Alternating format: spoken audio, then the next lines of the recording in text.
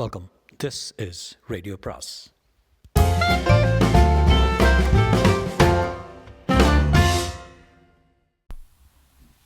அனைவருக்கும் அன்பு வணக்கம். ராக்கி ரங்கராஜனின் மேடம் அத்தியாயம் 36. கைரேகை நிபுணரான சாமர்டன் வேகமாக உள்ளே வந்தார். தான் செய்த வேலையில் அவர் சந்தோஷம் அடைந்திருப்பதை அவர் முகம் காட்டியது. நேர விஷயத்துக்கு வந்தார். ஒரு பெருவிரல் ரேகையிலிருந்து அந்த $50 நோட்டை கேஸ்விக்ஸின் மனைவியிடம் கொடுத்தவன் ஒரு கிரிமினல் என்று தெரிகிறது சார். அவன் பேர் ரால்ஃப். கிரிமினல்களின் கைரேகை பட்டியலில் அந்த பேரும் படமும் இருக்கிறது. ரால்ஃபின் புகைப்படத்தை எடுத்து காட்டினார் சாமர்டன். பெருவிரல் ரேகையின் என்லார்ஜ்மெண்ட் நகலையும் தந்தார். இதில் ஒரு விசேஷம் இருக்குது சார், அது உங்களுக்கு கசப்பாக இருக்கும் என்றார். இந்த ரால்ஃப் ஒரு முன்னாள் FBI ஏஜென்ட்டு. நம்மிடம் வேலை பார்த்து ஏதோ புகாரினால நீக்கப்பட்டவன். ரால்ஃப் பற்றிய விவரங்களையும் படத்தையும் டைரக்டரிடம் கொடுத்தார் சாமர்டன். FBIயில் பணியாற்றுகிற ஏஜென்ட்டுகளும் அதிகாரிகளும் ஒருவேளை 5ஆம் படை வேலை செய்யக்கூடும் என்று ஊகத்தின் பேரில் அவர்களுடைய கைரேகைகளையும் படத்தையும் எடுத்துக்கொள்வது FBIயின் வழக்கம். அதனால் தான் இன்று ரால்ஃபை கண்டுபிடிக்க முடிந்திருக்கிறது. மார்க் அந்த புகைப்படத்தை பார்த்தான்.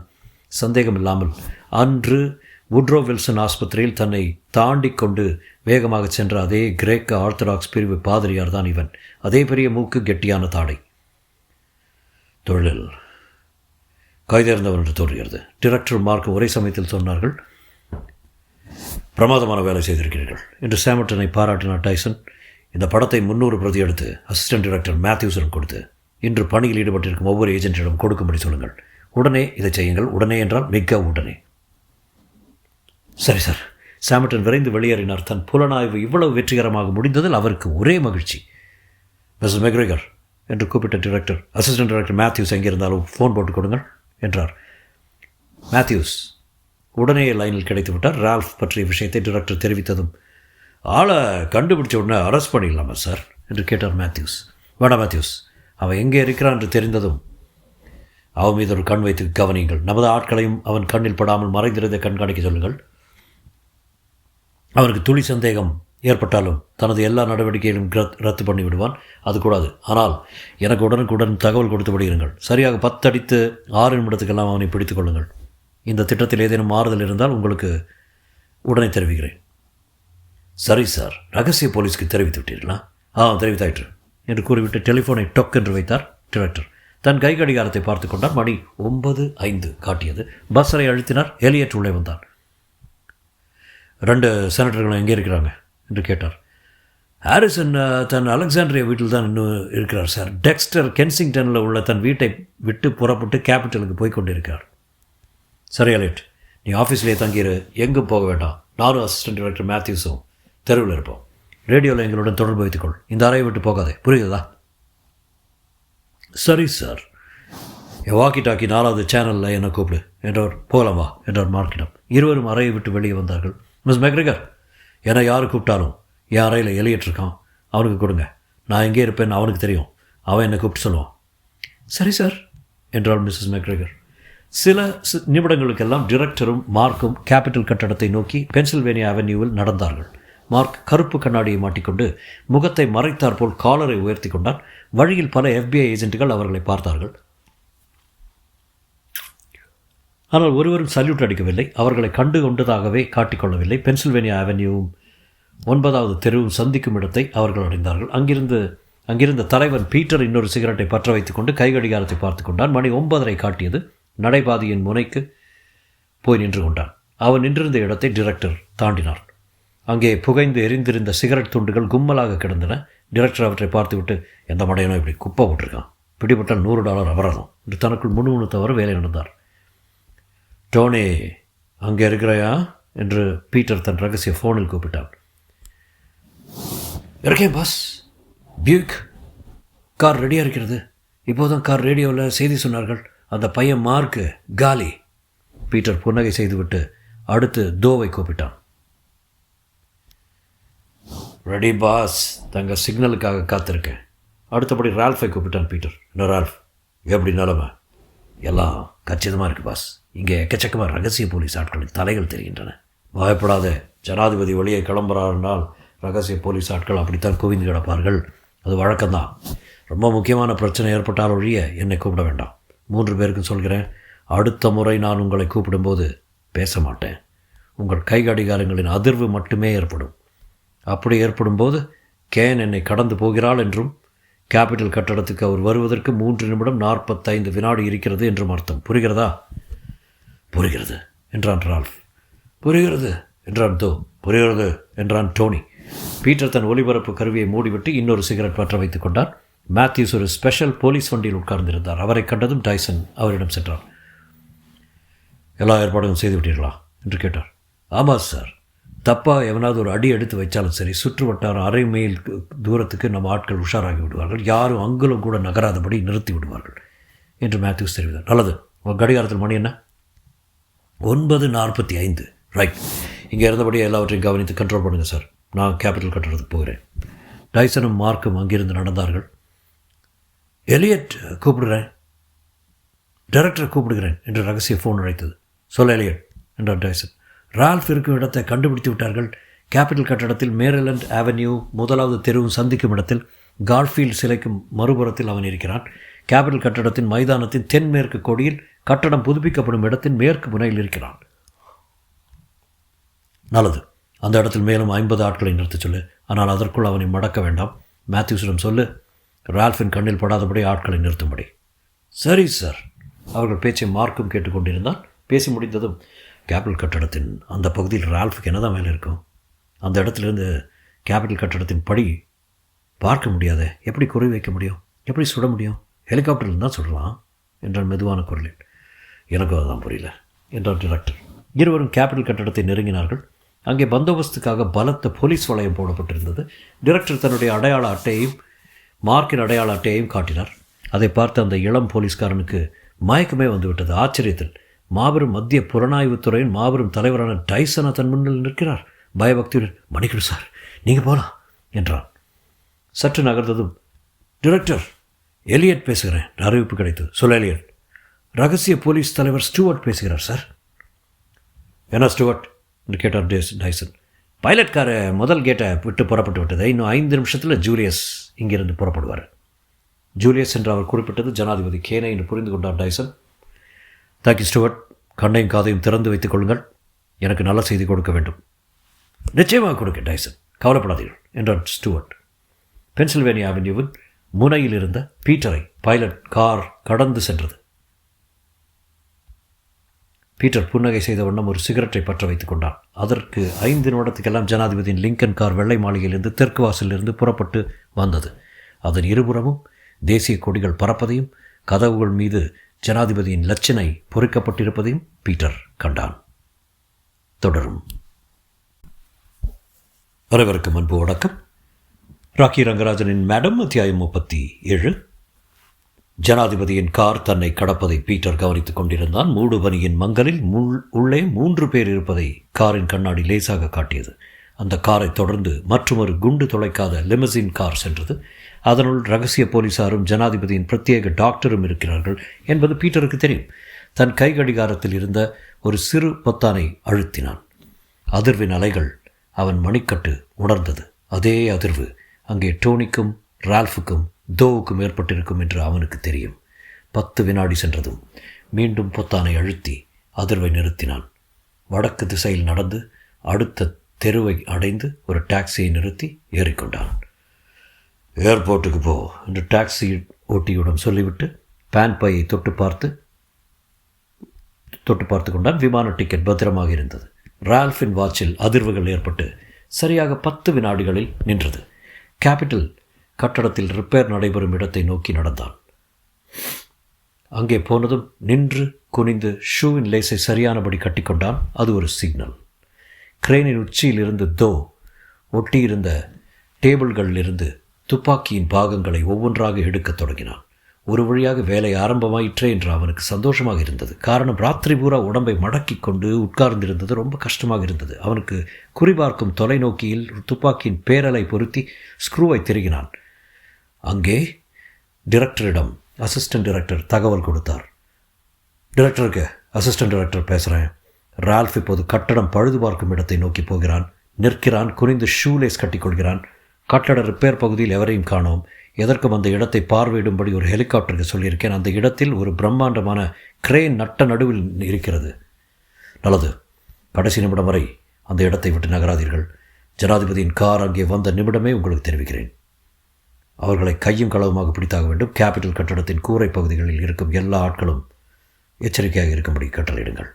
டைசன் சற்றே நிம்மதியடைந்தவராக காணப்பட்டார். மார்க்கிடம் எல்லாம் நாம் திட்டமிட்டபடி நடக்கும் என்று தோன்றுகிறது என்றார். கேபிட்டல் கட்டடத்தின் வாசல் படிகளிலேயே கண்களை பதித்திருந்தான் மார்க். சார், ஒன்று கவனித்தீர்களா? ஜனாதிபதியை வரவேற்கவிருக்கும் கோஷ்டியில் செனட்டர் டெக்ஸ்டர், செனட்டர் ஹாரிசன் 2 பேருமே நிற்கிறார்கள். கவனித்தேன் என்றார் டைரக்டர். இன்னும் 2 நிமிடத்தில் ஜனாதிபதியின் கார் வந்து சேரப்போகிறது. கொலைச்சதியில் ஈடுபட்டிருக்கிற செனட்டர் யார் என்பது இப்போது தெரியாவிட்டாலும் பரவாயில்லை. மற்றவர்களை பிடித்து விடுவோம். அவர்களை விசாரிக்கிறபடி விசாரித்தால் செனட்டர் யார் என்று கண்டுபிடித்து விடலாம் என்று சொல்லிக்கொண்டே போனவர் சட்டென்று நிறுத்தி, இருக்கிற இது விசித்திரமாக இல்லை என்றார். டைப் செய்த காகிதங்கள் அவர் கையில் இருந்தன. அவற்றின் மீது விரல்கள் ஓடின. என்ன சார் என்றான் மார்க். நாடாளுமன்ற கட்டடத்தில் இன்று ஜனாதிபதி பேசப்போவதை பற்றிய நிகழ்ச்சி நிரல் விவரங்கள் இதில் இருக்கின்றன. அந்த கூட்டத்தின் போது யார் யார் இருப்பார்கள் என்று இந்த பட்டியலில் பெயர் கொடுத்திருக்கிறார்கள். ஜனாதிபதி பேசுகையில் செனட்டர் டெக்ஸ்டர் இருப்பார் என்று போட்டிருக்கிறது. ஆனால் பேச்சுக்கு பிறகு ஜனாதிபதி கொடுக்கும் பகல் விருந்தில் டெக்ஸ்டரின் பெயரை காணோம். இது ரொம்ப விசித்திரமா இல்லை? முக்கியமான செனட்டர்கள் எல்லாரும் இந்த பகல் விருந்துக்கு அழைக்கப்பட்டிருப்பார்கள் நிச்சயம். பின்ன ஏன் டெக்ஸ்டர் மட்டும் அந்த விருந்துக்கு வரல? இதில் விசித்திரம் எதுவும் இல்லை சார் என்றான் மார்க் அமைதியாக. செனட்டர் டெக்ஸ்டர் வியாழக்கிழமைகளில் தன் மகளுடன் தான் பகல் உணவு அருந்துவார். அது அவர் வழக்கம்.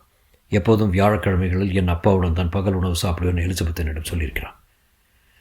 முன்னையே ஒரு முறை நீ இதை சொல்லியிருக்க என்றார் டைசன் அலட்சியமாக.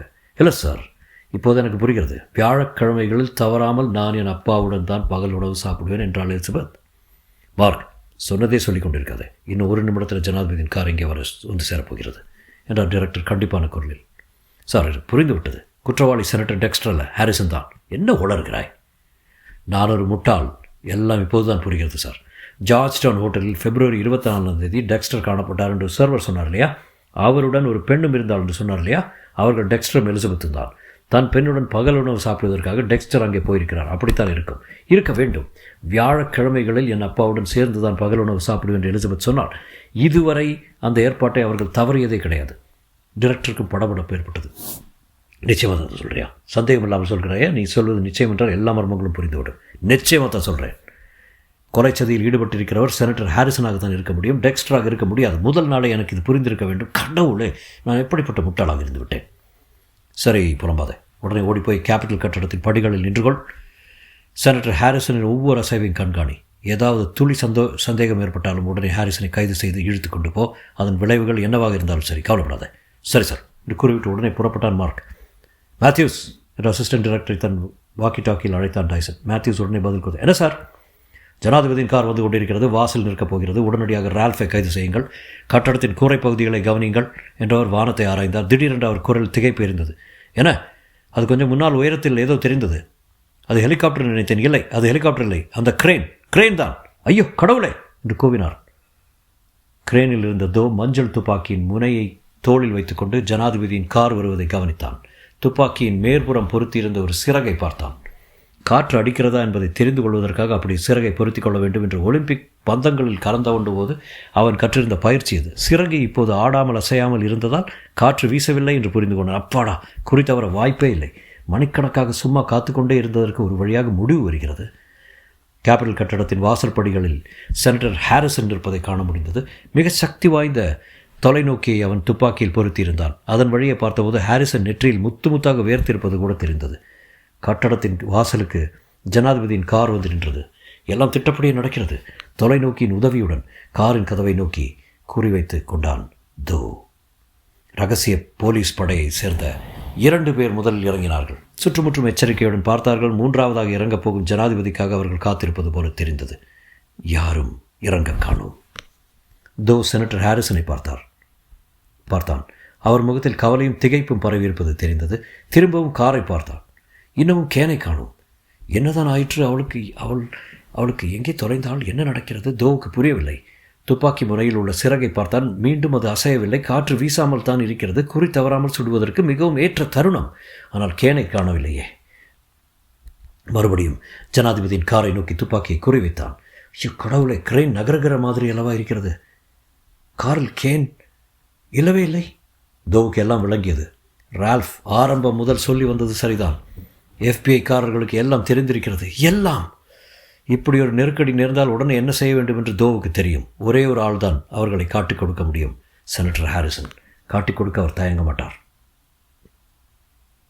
தொடரும். அனைவருக்கும் அன்பு வணக்கம். ராக்கி ரங்கராஜனின் மேடம், அத்தியாயம் 38. கொலைச்சதி பற்றி எல்லாமே எஃபிஐக்காரர்களுக்கு தெரிந்திருக்கிறது என்பதை உணர்ந்ததும் கிரேன் மேல் இருந்த தோ கலங்கிவிட்டான். நெருக்கடி நேர்ந்தால் காட்டிக் கொடுக்கக்கூடியவர் செனட்டர் ஹாரிசன் தான் என்பது புரிந்ததும் தோ உடனே முடிவெடுத்தான். ஹாரிசனை தீர்த்துவிட வேண்டும். இல்லாவிட்டால் எல்லா கூட்டாளிகளையும் இவர் காட்டிக் கொடுத்து விடுவார். கேபிட்டல் கட்டடத்தின் வாசற்படிகளை பார்த்தான். ஹாரிசன் நின்றிருந்தார். அவர் நெற்றிக்கு குறி பார்த்தான். நெற்றிக்கு மேலே சரியாய் 1.5 அங்குல உயரத்துக்கு குறிவைத்தான். அதற்கு 1 நிமிடம் பிடித்தது. விசையை அழுத்தினான்.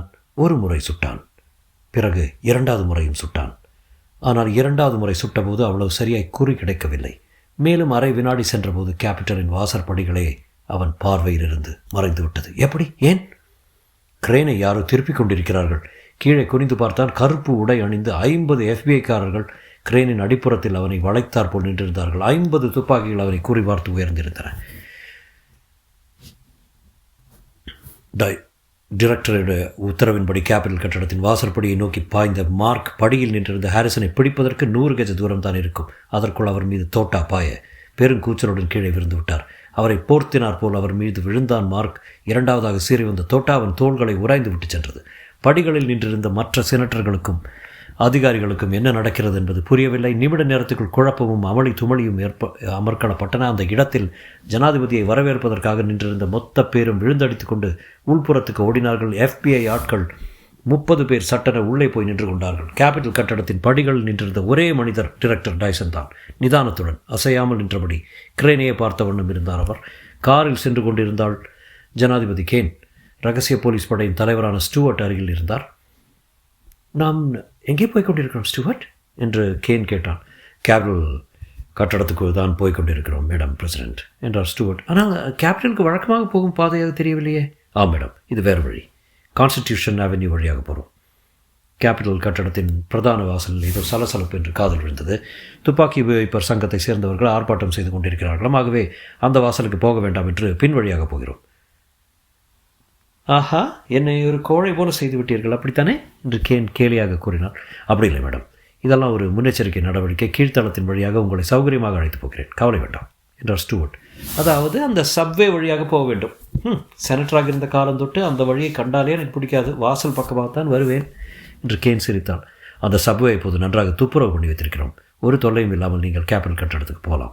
1 நிமிடம் கூட தாமதம் ஏற்படாது. குறித்த நேரத்தில் நீங்கள் நாடாளுமன்றத்தில் இருக்க முடியும் என்றான் ஸ்டூவர்ட். கேனுக்கு அப்படியும் திருப்தி இல்லை.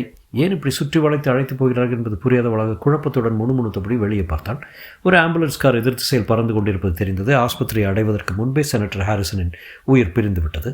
மார்க்கின் காயத்துக்கு சிறிய கட்டு போட்டுவிட்டு ஒன்றும் கவலை இல்லை என்று சொன்னார் ஒரு டாக்டர். மார்க் தன் கைகடிகாரத்தை பார்த்து கொண்டார். மணி 11 அடித்து 4 நிமிடம் ஆகியிருந்தது. ஆகவே நாம் உயிர் படைத்து விட்டோம். அவனுக்கு சிரிப்பு வந்தது. உங்களுக்கு ஃபோன் மிஸ்டர் மார்க் என்று ஆஸ்பத்திரி நர்ஸ் கூறினாள். FBI டைரக்டர் கூப்பிடுகிறார். எஸ் சார் என்றான் ஃபோனை எடுத்து. மார்க், நீ நல்லபடி இருக்கிறாய் என்று தெரிகிறது. சந்தோஷம். செனட்டர் ஹாரிசன் மறைவுக்கு அனுதாபம் தெரிவிக்கும் பொருட்டு நாடாளுமன்ற கூட்டத்தை ஒத்தி வைக்கிறார்கள். ஜனாதிபதிக்கு ஒரே அதிர்ச்சி. இருந்தாலும் துப்பாக்கி கட்டுப்பாட்டு சட்டத்தின் அவசியத்தை இப்போது எல்லோரும் உணர்ந்து விட்டார்கள் என்பதில் ஒரு நிம்மதி. இனிமேல் சட்டம் சுலபமாய் நிறைவேறிவிடும் என்று நம்புகிறார். நாங்கள் எல்லோரும் பகல் உணவுக்கு போய் கொண்டிருக்கிறோம். நீ தான் வர முடியாமல் இருக்கிறாய். பாவம். உனக்கு விஷயம் தெரியுமா? 3 பேரை பிடித்து விட்டோம். ரால்ஃப் என்ற ஒரு முன்னாள் FBI ஆள், தோ என்ற ஒரு ஜப்பான்காரன், கிரெயினிலிருந்து ஜனாதிபதி சுட பார்த்தவன், டோனி என்ற ஒரு பழைய கேடி கார் ஓட்டுகிறான். இந்த 3 பேரை தவிர இன்னும் பல பேர் இருக்கக்கூடும். பிற்பாடு உனக்கு தெரிவிக்கிறேன். Thank you mark. மார்க் இதை சொல்ல நினைத்தான். அதற்குள் டைரக்டர் ஃபோனை வைத்து விட்டார். மார்ச் 10ஆம் தேதி வியாழக்கிழமை சாயந்தரம் 7 மணி. உடம்பு சற்று சரியானது. முதலில் சைமன் கொல்லப்பட்ட இடத்துக்குத்தான் சென்றான் மார்க். சைமனின் பெற்றோர்களுக்கு தங்கள் மகன் ஏன் கொல்லப்பட்டார் என்று துளியும் புரியவில்லை. அதிர்ச்சியில் ஆழ்ந்திருந்தார்கள். அவர்களுக்கு ஆறுதல் சொன்னான். சைமனை தவிர இன்னும் 5 பிள்ளைகள் அவர்களுக்கு இருந்தார்கள். இருந்தாலும் சைமனை பறிகொடுத்த தூக்கத்தில் கதறிக்கொண்டிருந்தார்கள். அவர்கள் துயரத்தை கண்டபோது நாம் உயிருடன் இருப்பது எத்தனை பெரிய அதிர்ஷ்டம் என்ற எண்ணம் உரைத்தது மார்க்குக்கு. மாலை சரியாக 7 மணிக்கு ஜார்ஜ் டவுனை அடைந்தான். எலிசபெத் அவனுக்காக காத்திருந்தாள். முதல் முறை அவனை சந்தித்த போது அணிந்திருந்த அதே உடையில் கருப்பு ஸ்கர்ட்டும் சிவப்பு சில்க் ஷர்ட்டும் அணிந்திருந்தாள். மார்க்கை கண்டதும் கடகடவென்று பேசினாள். மார்க், என்னதெல்லாம்? எனக்கு ஒன்றுமே புரியல. என் அப்பா கொஞ்சம் முன்னால் ஃபோன் செய்தார். செனட்டர் ஹாரிசனை யாரும் சுட்டார்களாமே. நீங்கள் அவர் மீது விழுந்த அவர் உயிரை காப்பாற்ற முயன்றீர்களாம். என்ன விஷயம்? நீங்கள் எதுக்கு அங்கே போனீங்க? ஹாரிசன் சுடப்பட்டதில் பாவம் அப்பா ரொம்ப ஆடி போயிருக்காரு. நீங்கள் ஏன் அப்பாவை பின்தொடர்ந்து கொண்டிருந்தீர்கள்? அப்பாவின் உயிருக்கும் ஆபத்து என்று யாராவது சொன்னார்களா? எலிசபெத்தை நேருக்கு நேராக பார்த்தான் மார்க். லலிஸ், எந்த விஷயத்திலும் உன் அப்பாவுக்கு சம்பந்தம் இல்லை, கவலைப்படாத, எல்லாம் பிறகு பேசிக்கொள்ளலாம் என்றான். எனினும் அவளுக்கு புரியவில்லை. ரிவேகாச் என்ற ஹோட்டலுக்கு அவனை அழைத்து போனாள் எலிசபெத். மார்க்குக்கு நல்ல பசி, வயிறு நிறைய சாப்பிட்டான்.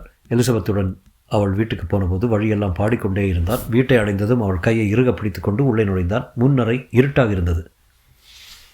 இதை பாரு, இப்போது நான் உன்னை கற்பழிக்க போகிறேன். காஃபி, பிராண்டி, சங்கீதம் எதுவும் கிடையாது.